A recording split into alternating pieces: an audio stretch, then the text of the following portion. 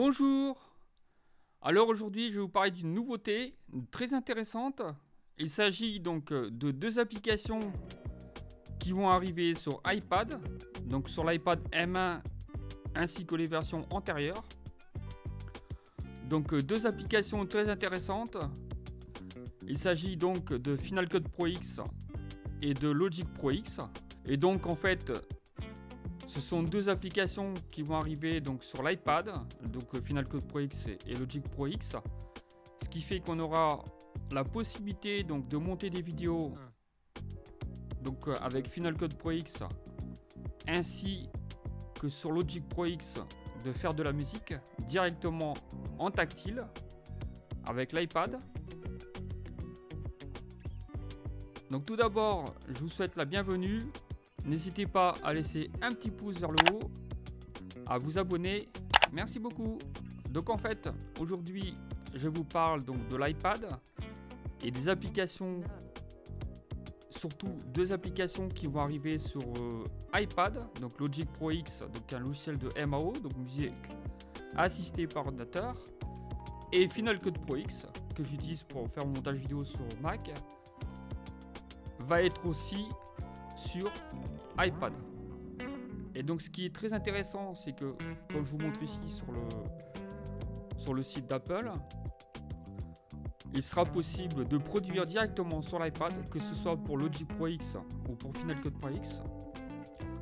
On aura la possibilité donc de produire professionnellement sur iPad comme si on était sur l'ordinateur. Et donc ça, je trouve ça très intéressant. Donc en fait, Final Cut Pro X et Logic Pro sont adaptés donc, pour l'environnement tactile, puisque l'iPad c'est tactile, donc on aura des outils donc, spécifiques à l'iPad, donc pour Logic Pro et Final Cut Pro X. Ces deux applications seront disponibles à partir du 23 mai. Et donc apparemment avec un abonnement de 4,99 € par mois, donc il me semble-t-il que ce sera pour 5 €, donc à peu près pour Logic Pro X, et 5 € par mois pour Final Cut Pro X. Donc je trouve un coût pas très élevé et très intéressant. On pourra interagir directement sur Final Cut Pro X avec le doigt, et donc même écrire du texte sur les vidéos directement, sans passer par des outils comme sur Final Cut Pro X sur Mac.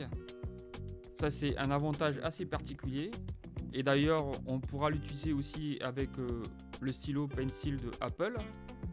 Je trouve ça très intéressant.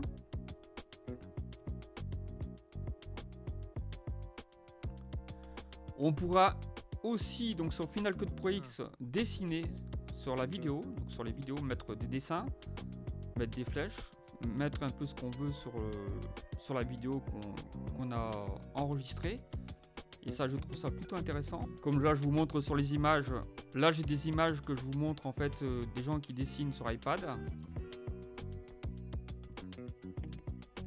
Là, vous avez un utilisateur qui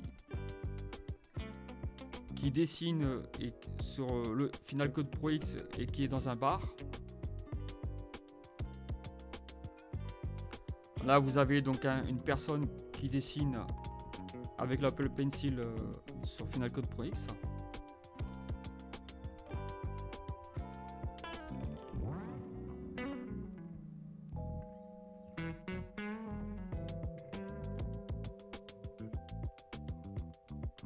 Donc apparemment on aura la possibilité donc de capturer directement avec l'iPad et de faire son montage vidéo, et ainsi que d'enregistrer sa vidéo donc avec l'iPad, sans passer par donc un appareil photo ou une caméra externe. Donc ça c'est plutôt intéressant, je trouve. On pourra faire du montage double caméra avec l'iPad. Donc on pourra effectivement sur Final Cut Pro X supprimer un arrière-plan très facilement, et donc sans utiliser de fond vert. Et ça c'est plutôt intéressant, je trouve. Donc l'IA sur Final Cut Pro X pourra donc analyser l'image et donc détourer le sujet qu'on veut, et donc supprimer le fond. Ça, c'est une fonctionnalité qui va plutôt être utile pour moi ou pour d'autres personnes, bien sûr. Donc, on aura aussi des fonds d'arrière-plan professionnels disponibles qu'on pourra utiliser donc dans nos montages vidéo. Donc, vous voyez que c'est très intéressant, hein. Il y a pas mal de choses et pas mal d'outils qui sont adaptés donc à l'iPad. Donc apparemment sur le Logic Pro, on peut vraiment naviguer et travailler comme si on était sur le Logic Pro sur Mac. Et donc apparemment on pourra travailler professionnellement sur l'iPad sans avoir besoin du Mac. Et ça c'est plutôt intéressant.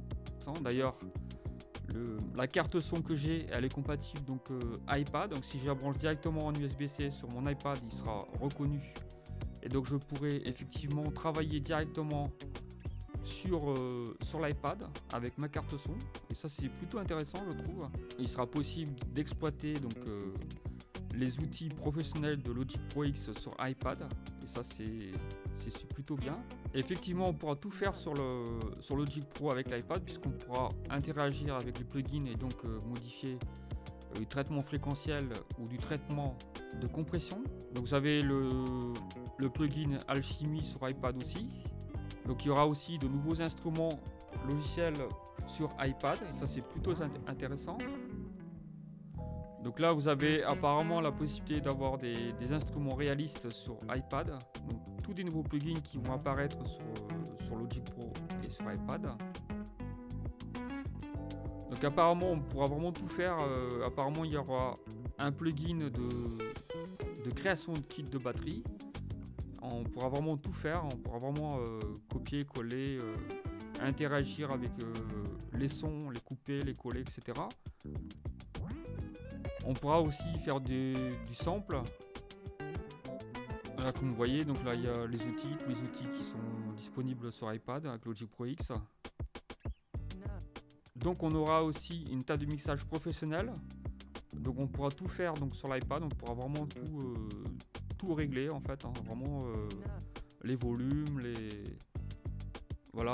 effets, etc. On pourra vraiment tout régler, quoi, et ça c'est assez intéressant. Là, comme vous voyez, il y a les images donc de la table de mixage sur Logic Pro avec l'iPad. Donc apparemment on pourra réaliser un mixage professionnel sur l'iPad directement. On n'aura plus besoin donc d'un contrôleur ou quoi que ce soit, en espérant qu'il sera accessible pour les personnes non-voyantes comme moi, j'espère. Ce serait vraiment un outil que, franchement, ça serait super, hein, si c'est accessible, franchement, ce serait une merveille, puisque sur le Mac, c'est compliqué, hein, d'utiliser Logic Pro X. Hein. Voilà. Donc en fait c'est très très intéressant. Apparemment Logic Pro X, il y aura de nombreux outils pour travailler directement, que ce soit en tant qu'amateur ou professionnel. Donc ça c'est super intéressant. Ce qui est bien, c'est que l'outil ne sera pas simplement pour des amateurs, mais est adapté aussi pour les professionnels. Et ça c'est plutôt intéressant. Comme sur Final Cut Pro X, il y aura des outils qui sont aussi très intéressants et j'espère accessibles pour les personnes non-voyantes. Et sincèrement, c'est très positif, hein. Je pense que c'est quelque chose de très positif. Et j'espère que... Moi, je vais le tester, hein. Donc, dès que ça sortira, donc le 23 mai, je vais m'abonner. Hein. Tout au moins, je vais m'abonner à Logic Pro X, premièrement. Et ensuite, peut-être à Final Cut Pro X si c'est intéressant. Et si c'est accessible surtout, en fait. Donc voilà, donc c'est très intéressant. On verra par la suite ce que ça va donner. Alors j'ai terminé avec cette vidéo, j'espère qu'elle vous aura plu. Et donc n'hésitez pas à laisser un petit pouce vers le haut. Et je vous dis à très bientôt pour une autre vidéo. Ciao ciao!